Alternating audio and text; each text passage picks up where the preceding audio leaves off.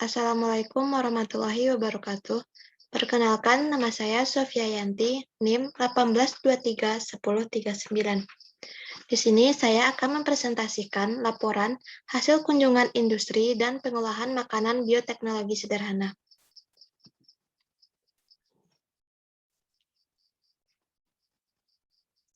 Nah, kunjungan industri yang saya pilih yaitu industri rumah makan dan pengolahan bioteknologi sederhana yang saya pilih yaitu pembuatan fermentasi tape singkong. Nah, pada industri rumah makan ini, kami dengan kelompok memilih beberapa rumah makan yang berbeda-beda di setiap daerah, di mana rumah makan Roza ini dikunjungi oleh Ilda Elmonda, rumah makan Rinarini 3 dikunjungi oleh Miftahul Janah, rumah makan Saung Minang dikunjungi oleh Melia Amrianti, dan rumah makan Ani dikunjungi oleh Nofrida Nauli Harahap, rumah makan Elok dikunjungi oleh Yolanda Amalia, Pecalele Lamongan dikunjungi oleh Wilda Hayati, dan Pecalele Barokah yang saya kunjungi sendiri.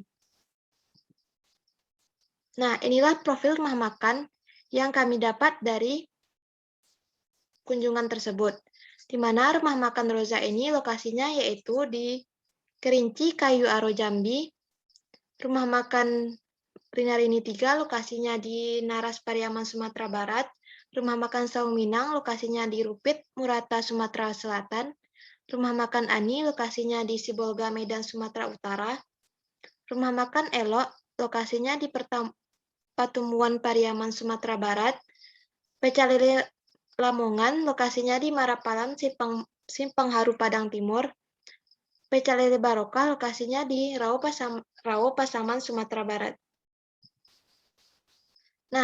Nah, inilah profil rumah makan Pecalele Barokah yang saya kunjungi, di mana rumah makan Pecalele Barokah ini terletak di Provinsi Sumatera Barat, Kabupaten Pasaman, Kecamatan Rau, tepatnya di Jalan Simpang Rumbai, Kampung Kering. Rumah makan ini milik Ibu Ratna dan dikelola oleh beliau sendiri, di mana Ibu Ratna hanya memiliki satu orang karyawan, yakni untuk membantunya mencuci piring. Sedangkan untuk memasak dan menyiapkan segala hidangan, Ibu Ratna dibantu oleh keluarganya. Rumah makan Pecalele Barokah ini masih rumah makan yang sederhana, belum mewah dan besar seperti rumah makan di kota-kota besar.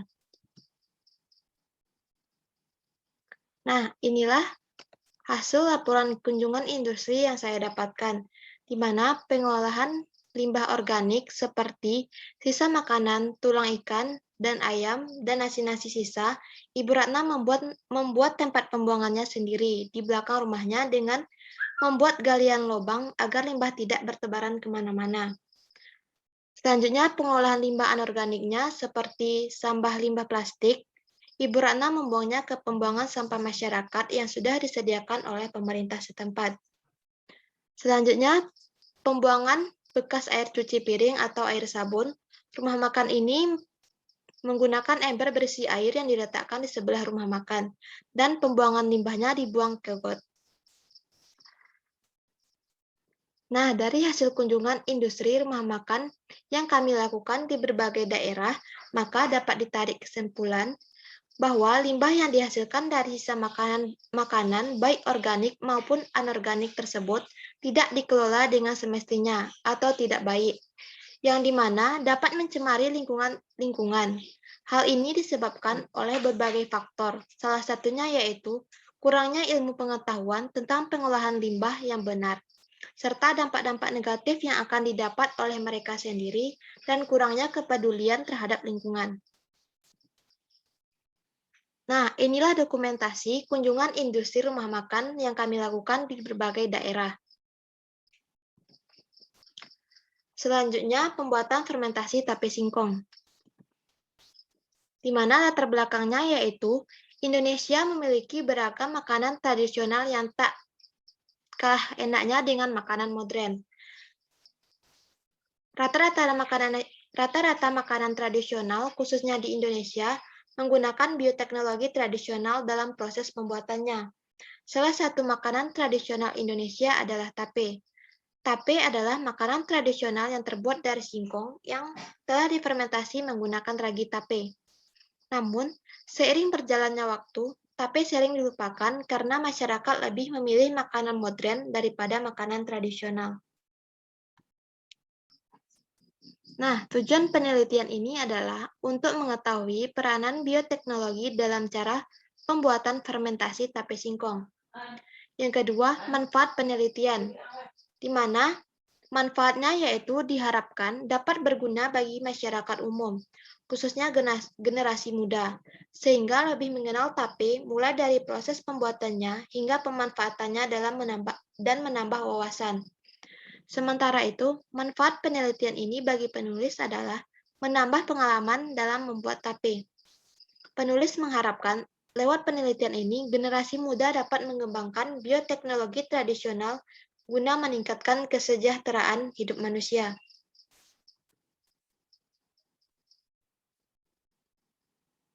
Nah, sebelum kita masuk pada proses pembuatan fermentasi tape singkong, mari kita bahas apa itu bioteknologi tersebut. Bioteknologi ini berasal dari dua kata, yaitu bios yang berarti hidup dan teknologi yang berarti metode ilmiah untuk mencapai tujuan. Jadi, bioteknologi adalah pemanfaatan mikroorganisme, misalnya bakteri, geragi, dan jamur, yang telah direkayasa untuk menghasilkan suatu produk atau barang, guna memenuhi kebutuhan dan kesejahteraan manusia. Bioteknologi ini dibagi menjadi dua, yaitu bioteknologi konvensional atau tradisional dan bioteknologi modern. Contoh dari bioteknologi konvensional ini adalah pembuatan tape, tempe, susu, dan lain-lain. Sedangkan contoh dari bioteknologi modern adalah rekayasa genetika, cloning, kultur jaringan, dan lain-lain. Nah, apa itu fermentasi? Fermentasi adalah proses penguraian bahan organik mikroorganisme dalam keadaan anaerob atau tanpa oksigen. Fermentasi digunakan dalam bidang bioteknologi. Beberapa contoh hasil fermentasi adalah etanol, alkohol, asam laktat, dan hidrogen. Gula dan ragi dikenal sebagai bahan yang umum dalam fermentasi.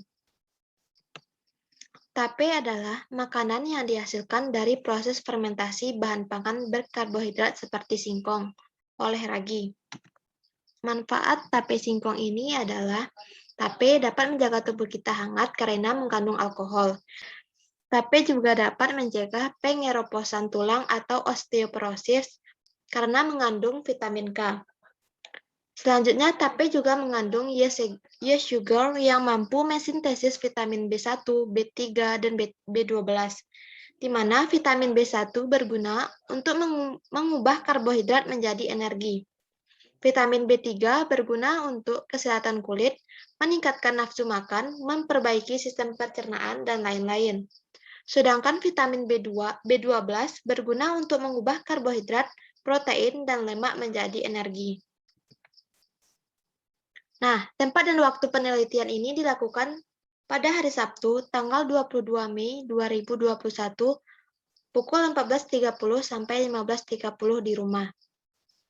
Selanjutnya, alat dan bahan. Alat yang digunakan yaitu dandang, kotak kedap udara, pisau, kain lap, sendok dan garpu, kompor gas, dan penyaring. Selanjutnya, bahan. Bahan yang digunakan yaitu singkong kurang lebih 1 kg, daun talas secukupnya, ragi tape 1 bungkus, dan air. Cara kerja dalam pembuatan fermentasi tape singkong ini ialah yang pertama, singkong dikupas dan dipotong menjadi beberapa bagian. Yang kedua, singkong dicuci hingga bersih. Yang ketiga, air dimasukkan secukupnya ke dalam dandang dan direbus hingga mendidih. Yang keempat, singkong dimasukkan ke dalam dandang dan dikukus selama 15 menit. Yang kelima, singkong yang sudah matang diletakkan di atas daun pisang yang sudah dilap bersih.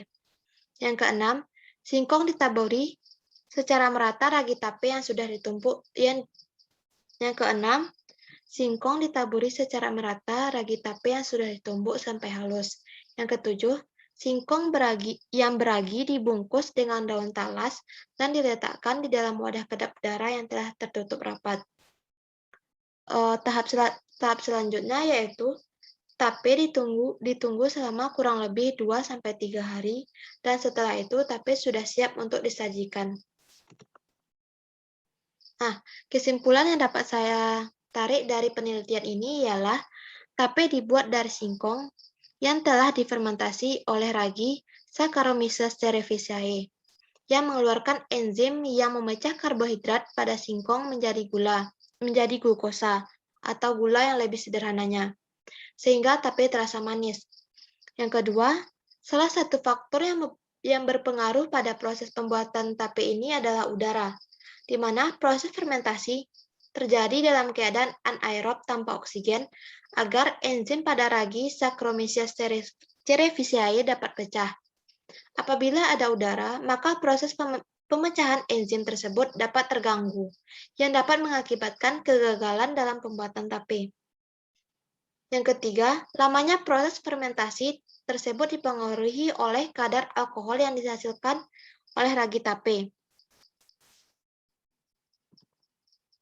Nah, inilah dokumentasi dari proses pembuatan fermentasi tape singkong. Sampai disinilah presentasi yang dapat saya sampaikan. Saya ucapkan terima kasih.